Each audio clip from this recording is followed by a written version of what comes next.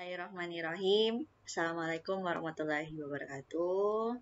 Bagaimana kabarnya hari ini adik-adik semuanya? Semoga semuanya dalam keadaan sehat walafiat. Hari ini kita akan membahas salah satu mata kuliah yaitu metodologi penelitian dan salah satu materi yang ada di dalamnya yaitu adalah metode penelitian kuantitatif.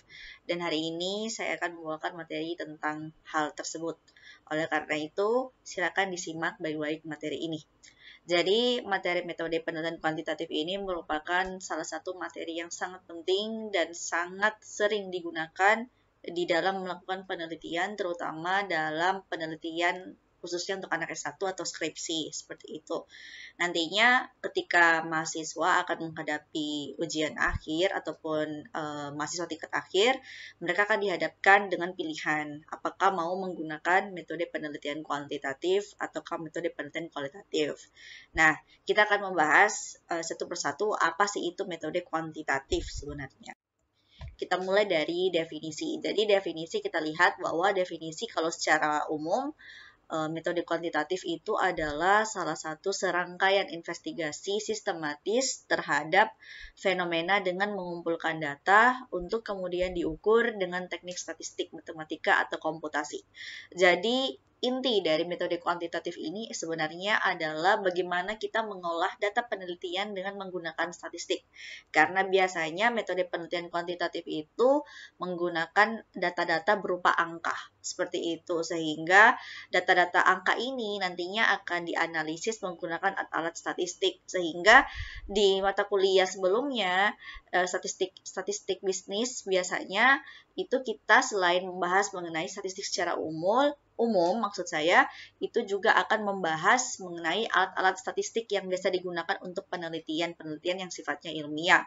Sehingga penelitian kuantitatif itu biasa dikatakan sebagai penelitian ilmiah karena diuji secara ilmiah menggunakan alat-alat statistik. Contohnya misalnya SPSS, seperti itu. SPSS, terus PLS, kadang juga AMOS, dan sebagainya. Jadi banyak sekali alat-alat statistik yang bisa digunakan untuk bisa menguji data-data yang sifatnya kuantitatif atau data-data yang sifatnya angka, seperti itu. Nah, itu dari sisi definisinya. Lalu karakteristik dari penelitian kuantitatif ini selain karena sifatnya dia memang harus berupa angka-angka, biasanya penelitian kuantitatif itu menggunakan pola kalimat ataupun pola fenomena yang sifatnya deduktif atau dari umum ke khusus di dalam menyusun latar belakang. Karena kalau di dalam kuantitatif itu lebih arahnya ingin melihat secara umum baru ke khusus. Artinya fenomena-fenomena yang dijabarkan di dalam latar belakang itu sifatnya adalah kita mau melihat dulu secara umum bagaimana sih gambaran di dalam penelitian ini. Sehingga nanti secara khususnya adalah masalah yang ingin kita teliti. Berbeda kalau secara kualitatif. Dari berbagai dosen yang telah mengajari saya, kalau kualitatif itu lebih arahnya ke induktif dari khusus ke umum. Jadi kita membedah terlebih dahulu secara khusus fenomena apa yang ingin kita kaji, lalu secara umumnya. Berbeda dengan kuantitatif, kalau kuantitatif dia dari umum ke khusus seperti itu karena memang sifatnya kalau kuantitatif ini ingin menguji angka saja sehingga sebenarnya dalam menyusun latar belakang itu hanya lebih melihat secara khusus apa sih yang menjadi fenomena di dalam penelitian itu sehingga pola deduktif ini masih menjadi pilihan di dalam menyusun latar belakang untuk kuantitatif. Seperti itu. Lalu yang kedua menggunakan paradigma positivistik atau mainstream. Artinya memang karena kalau angka-angka sifatnya itu memang kalau di dalam filsafat ilmu itu memang dia masuk kategori positivistik atau mainstream karena dia menggunakan angka-angka, menggunakan data-data yang sifatnya ilmiah sebagai acuan untuk melakukan analisis data sehingga dia masuk deretan paradigma positivistik atau mainstream seperti itu. Yang ketiga, prosedur penelitian mengikuti prosedur yang telah direncanakan. Artinya, kalau kuantitatif harus sudah terperinci mulai dari bab satunya seperti apa, bab 2-nya seperti apa, dan desain penelitiannya seperti apa, mulai dari jenis penelitian, lokasi penelitiannya, populasi, sampel, jenis penelitiannya apa, dan alat analisis yang digunakan apa. Seperti itu. Nah, kalau di kuantitatif, alat analisisnya biasanya contoh regresi linear sederhana, regresi linear berganda, seperti itu. Nah, itu contoh-contoh saja, seperti itu. Lalu subjek data dan sumber data telah direncanakan dalam bentuk angka. Jadi memang subjeknya itu biasanya dalam bentuk angka, datanya juga, dan sumber datanya biasanya kalau kuantitatif dia data primer itu menggunakan mengambil langsung menggunakan kuesioner. Nah, kuesionernya ini biasanya menggunakan angka-angka seperti itu. Data sekunder juga demikian. Data sekunder itu adalah data yang sifatnya diambil dari jurnal-jurnal ataupun dari laporan keuangan. Biasanya kalau kuantitatif itu selain dari jurnal-jurnal juga dari laporan keuangan kalau mau melakukan penelitian tentang analisis laporan keuangan misalnya. Seperti itu. Lalu yang kelima, pengumpulan data dan analisis data dilakukan melalui pengukuran yang baku dan teruji. Jadi, di dalam kuantitatif wajib memperlihatkan alat ukur seperti itu. Jadi bagaimana caranya data-data ini bisa diukur? Contohnya misalnya kita mau mengukur misalnya transparansi.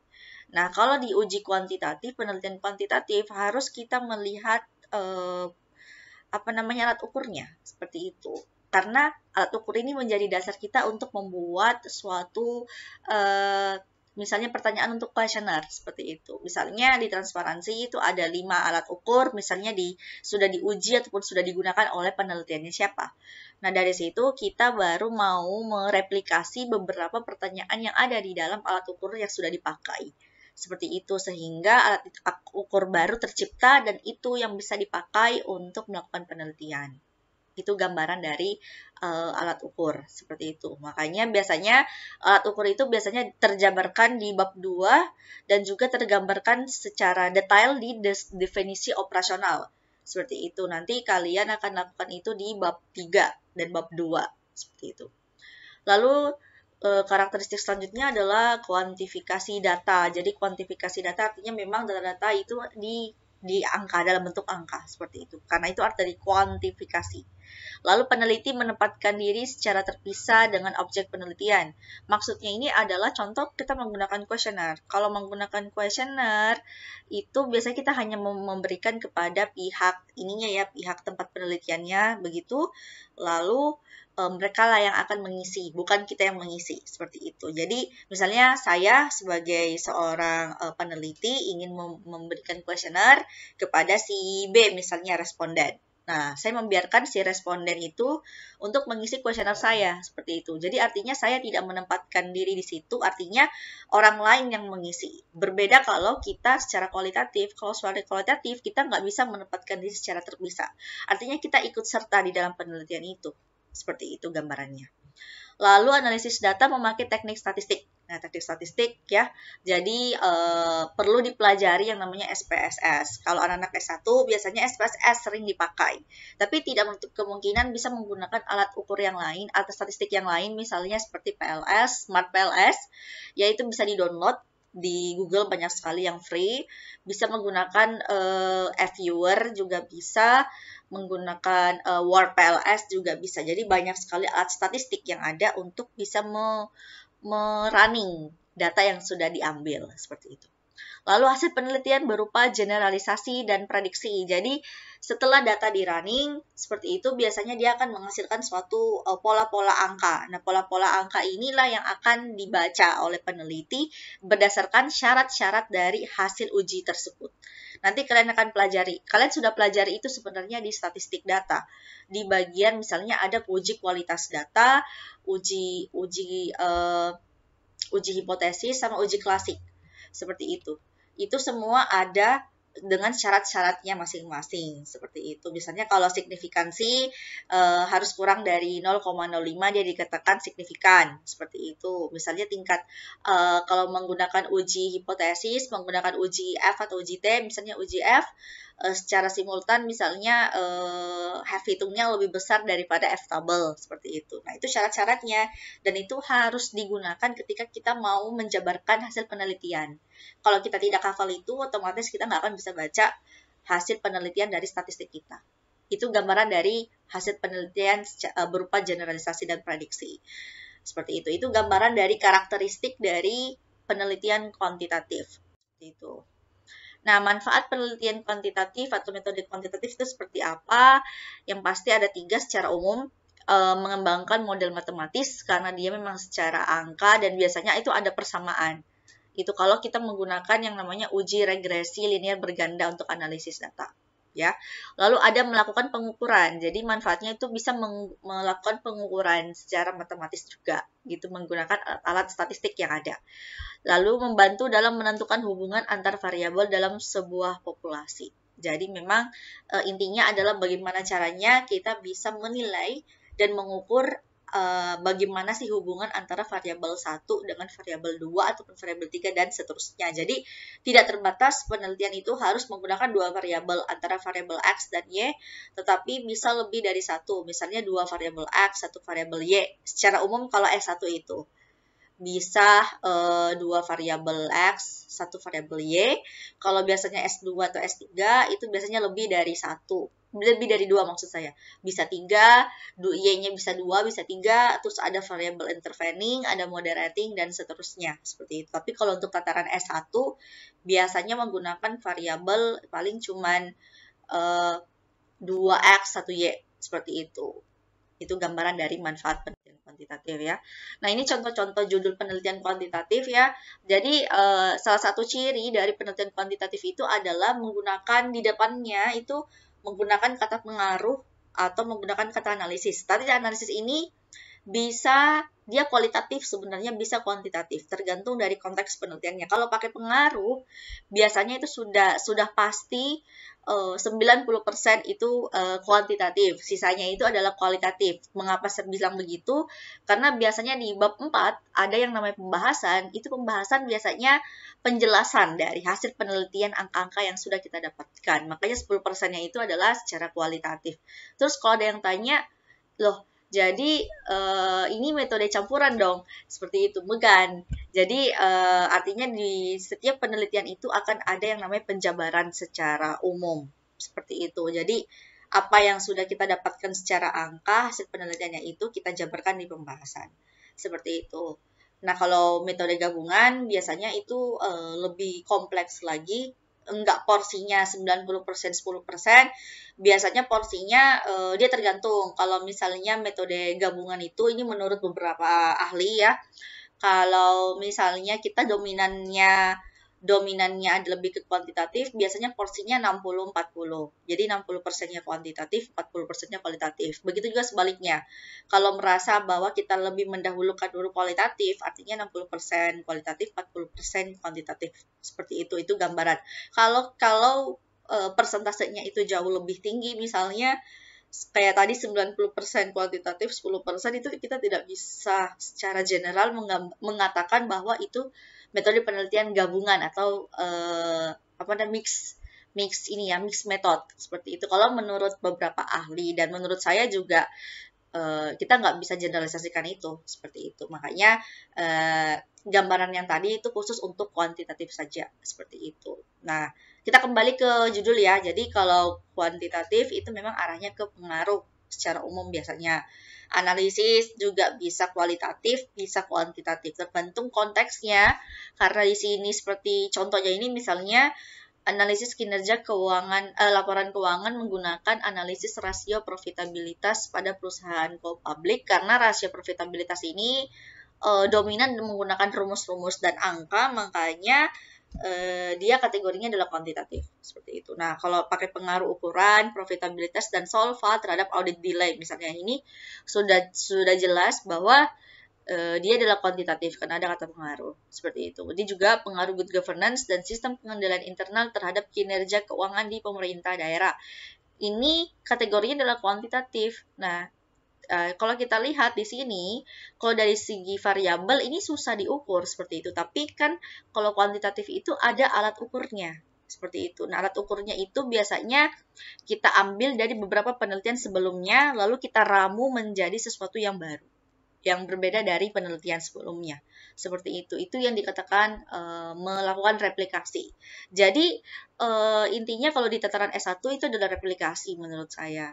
Jadi kita hanya mengkaji ulang beberapa penelitian-penelitian terdahulu menggunakan sesuatu yang baru, misalnya mengganti variabel ini yang good governance diganti dengan variabel lain, seperti itu yang menurutnya kalian itu cocok dengan objek penelitiannya, misalnya pemerintah daerah A gitu, ataupun SPI-nya biasanya ini diganti dengan variabel lain yang cocok dengan objek penelitiannya, seperti itu. Jadi kita bisa mengganti beberapa hal di variabel-variabel ini, menambah atau mengurangi juga boleh, seperti itu.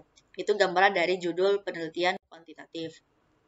Nah, selanjutnya pendekatan penelitian kuantitatif. Nah, ini ada 3 secara umum, tapi ini banyak sebenarnya. Ada komparatif, deskriptif, sama korelasi. Nah, saya mulai dari komparatif. Jadi, komparatif ini lebih arahnya ke membandingkan variabel. Jadi, biasanya ini judulnya itu yang arahnya ke pendekatan komparatif, biasanya menggunakan analisis. Misalnya, analisis rasio ini dan ini terhadap ini, kayak gitu. Nah, itu kan seperti kita membandingkan antara bagaimanakah kinerja keuangan misalnya jika menggunakan analisis ini, apakah bagus dibanding dengan menggunakan analisis B misalnya. Seperti itu. Itu kalau komparatif, kita membandingkan variabel yang teliti. Seperti itu. Nah, deskriptif ini hanya penyampaian fakta dengan mendeskripsikan dari apa yang sudah kita dapatkan di lapangan. Seperti itu. Nah, ini deskriptif yang paling sering dipakai di anak-anak S1. Bahkan S2, S3 pun juga masih sering menggunakan pendekatan deskriptif kalau menggunakan penelitian kuantitatif. Seperti itu. Lalu korelasi menggambarkan 2 atau lebih hasil penelitian. Jadi korelasi ini biasanya kalau penelitiannya banyak hipotesisnya, itu biasanya kita menggambarkan itu lebih dari 1 variabel. Seperti itu. Hasil penelitian maksud saya. Itu digambarkan secara apik dengan menggabungkan ataupun menggambarkan, seperti itu. Itu korelasi. Jadi di antara 3 ini yang mana yang kalian suka, itu tergantung dari penelitian yang kalian akan lakukan nanti. Gitu ya. Nah, kelebihan dari kuantitatif. Nah, ini secara umum saja. Yang pertama bisa diduga untuk menduga. Maksudnya bisa ini ya, menggunakan kesimpulan seperti itu. Artinya kita bisa menduga hasilnya apa dengan memberikan hipotesis seperti itu ya. Jadi ada hipotesis yang nanti digambarkan di kuantitatif, dan itu adalah kesimpulan sementara kita sebelum ada yang namanya pengujian hasil penelitian. Misalnya kita menduga bahwa penelitian ini berpengaruh positif dan signifikan. Ternyata setelah penelitian, ternyata hasilnya adalah tidak berpengaruh, tapi signifikan tidak berpengaruhnya, seperti itu. Nah, itu kan sudah berbeda. Jadi kita diizinkan untuk melakukan analisis dugaan. Kita menduga, seperti itu. Makanya ada hipotesis. Berbeda kalau kualitatif. Kalau kualitatif itu tidak ada hipotesisnya. Kita nggak bisa menduga. Seperti itu. Lalu yang kedua, hasil analisis bisa didapatkan dengan jelas. Artinya menggunakan statistik ya. Jadi ada gambaran-gambaran angkanya sudah jelas. Kalau kalian menggunakan SPSS, ada outputnya, itu kalian bisa baca. Seperti itu. Lalu bisa dipakai untuk menghitung interaksi hubungan 2 atau lebih variabel. Jadi, antara lebih dari 2 variabel itu bisa diukur, bisa dipakai, dan menggunakan analisis statistik. Seperti itu. Lalu bisa menyederhanakan permasalahan yang kompleks dalam sebuah model. Jadi, enaknya kuantitatif karena kita menyederhanakan konsep dengan konsep matematika atau analisis statistik datanya, seperti itu, menggunakan persamaan data seperti itu. Jadi memang lebih simpel karena ada model yang sudah dijabarkan. Itu kelebihannya. Lalu kekurangannya, kalau kuantitatif hasilnya terbatas hanya berdasarkan analisis data. Jadi kita cuma bisa melihat dari analisis angka-angka yang didapatkan, tetapi di luar itu kita nggak tahu. Seperti itu. Berbeda kalau kualitatif kita betul-betul mengkaji secara dalam. Kalau kuantitatif hanya terbatas dari hasil angka yang kita dapatkan. Selanjutnya, data harus berdistribusi normal, valid, dan reliable. Ini masuk ke uji kualitas data. Jadi, data yang sudah didapatkan itu bukan berarti datanya itu bisa langsung, maksudnya bisa langsung didapatkan hasilnya, oh ini berpengaruh, enggak. Jadi ada urutan uji yang harus dilakukan. Nah, urutan uji yang perlu dan penting di awal itu adalah yang namanya uji kualitas data. Jadi data itu harus valid, harus reliable dan normal dan berdistribusi normal seperti itu. Nah, kalau tiga-tiga ini tuh misalnya dari uji validitas aja datanya itu tidak valid, maka kalian harus mengulang biasanya. Mengulang penelitian itu ataupun biasanya melihat yang mana ini yang bikin datanya itu nggak valid seperti itu. Nah, kita mencari sumbernya lalu melakukan pengambilan data ulang. Biasanya begitu sih yang lebih ekstrimnya biasanya dilakukan oleh peneliti. Kalau dia nggak valid, karena kalau udah dari awal nggak valid, artinya hasilnya nanti ke belakang akan nggak bagus juga. Seperti itu, nggak akan memperlihatkan hasil yang akurat menurut statistik. Seperti itu, kalau nggak valid dari awal. Kalau misalnya valid dan reliable-nya udah aman, udah lulus uji kualitas data, maka uji-uji yang lain insya Allah akan bagus juga. Tapi tidak menutup kemungkinan hasilnya juga jelek juga. Karena ada beberapa penelitian juga diuji kualitas datanya oke, tapi uji-uji yang lain itu nggak oke. Sehingga kita harus mengulang juga, jadi sama sebenarnya, seperti itu. Lalu wajib menggunakan minimal jumlah sampel 35. Jika tidak terpenuhi, maka tidak dapat diuji. Jadi, minimal sampel yang digunakan adalah 35 responden. Kalau kurang dari itu, otomatis kita nggak bisa melakukan running data. Seperti itu. Dulu masih zamannya 30, tetapi akhir-akhir ini itu berubah menjadi 35. Karena berdasarkan beberapa hasil penelitian bahwa ternyata kalau cuma 30 itu banyak hasil yang menimbulkan bias. Seperti itu, sehingga diupdate menjadi 35 untuk SPSS. Pokoknya yang data-data angka itu 35. Baik itu SPSS, PLS ya, ataupun kalau AMOS biasanya lebih dari 100 itu biasanya menggunakan AMOS. Tapi kalau untuk masih 35 itu biasa menggunakan SPSS seperti itu. Itu gambaran dari kekurangan ya. Jadi ini yang menjadi keterbatasannya. Nah, selanjutnya adalah proses penelitian kuantitatif ya. Jadi sebenarnya kalau penelitian kuantitatif seperti ini gambarannya. Jadi di bab 1 itu tetap penentuan fenomenanya itu harus secara deduktif seperti yang saya jelaskan di awal sebagai karakteristik. Lalu ada penentuan gap research. Gap research ini adalah perbandingan antara beberapa penelitian terdahulu yang memiliki hasil yang berbeda. Jadi sedikit intermezzo, kalau penelitian itu masih memperlihatkan hasil yang berbeda dari satu penelitian ke penelitian yang lain, maka dia layak untuk dilakukan penelitian ulang. Artinya kita bisa melakukan replikasi. Tetapi kalau penelitiannya itu hasilnya dari satu penelitian ke penelitian yang lain itu sama saja, misalnya berpengaruh, maka artinya udah terjawab semua pertanyaannya. Jadi ngapain kita melakukan penelitian itu lagi? Itu gambaran dari penelitian gap research. Jadi pintar-pintar kita melihat hasil penelitian dari beberapa literatur. Seperti itu. Ini yang bisa menentukan apakah penelitian kita itu bisa dilakukan atau tidak. Nah, setelah ini selesai, kita menentukan rumusan masalah atau pertanyaan penelitian. Nah, kalau kuantitatif, identik dengan apakah ini berpengaruh terhadap ini, apakah ini berpengaruh terhadap ini, kayak gitu. Itu kalau rumusan masalah. Nah, setelah selesai, singkat cerita ke bab 2. Bab 2 ini kita menentukan grand teori dan tinjauan pustaka.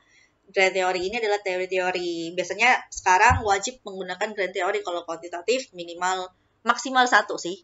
Maksimal 1 kalau kuantitatif. Kayak gitu. Grand teori, teori-teori. Biasanya kalau berkaitan dengan konsep penelitian yang berkaitan dengan objek manusia, biasanya wajib menggunakan grand teori yang berkaitan dengan sosial, kayak gitu. Misalnya teori agensi, kayak gitu ya. Nah, itu yang paling sering saya dapati. Ada teori 2 faktor, teori X dan Y, kayak gitu. Teori fraud triangle teori juga bisa. Jadi banyak sekali grand teori yang bisa dipakai. Tinjauan pustaka ini terkait dengan apa yang kita teliti. Jadi penjelasan-penjelasan mengenai variabel, indikator pengukurannya juga seperti itu. Itu dijabarkan di bab 2. Di bab 3 ini baru kita menentukan desain dan metode penelitian yang digunakan. Jadi mau penelitian kuantitatif maupun kualitatif itu dijabarkan di bab 3. Seperti itu. Lalu maju ke bab 4. Jadi di sini sudah selesai penelitian di sini, hasil penelitian dan pembahasan di sini. Kayak gitu. Jadi kita menjabarkan hasil penelitiannya, lalu kita melakukan pembahasannya. Seperti itu. Nah, disinilah kita bisa mengeksplor apa yang kita hasilkan, di hasil penelitian lalu kita jabarkan di pembahasan. Gitu. Lalu di bab 5 ini baru masuk yang namanya kesimpulan. Jadi kita menyimpulkan apa yang sudah kita teliti dan juga kita sudah bahas secara panjang lebar, itu kita singkat di kesimpulan. Nah, di kesimpulan juga ada saran sama rekomendasi biasanya. Jadi saran dari peneliti itu apa dan seperti apa. Itu gambaran dari bab 5. Oke, cukup sekian dari pembahasan saya mengenai metode penelitian kuantitatif. Apabila dalam pemaparan saya ada kesalahan kata dan ada hal-hal yang perlu diluruskan, silakan drop komen di kolom komentar, dan yang mau bertanya silakan juga di komentar. Cukup sekian dari saya, mohon maaf jika ada salah-salah kata dari saya, karena kesempurnaan hanya milik Allah Subhanahu wa Ta'ala. Wabillahi taufiq wal hidayah. Wassalamualaikum warahmatullahi wabarakatuh.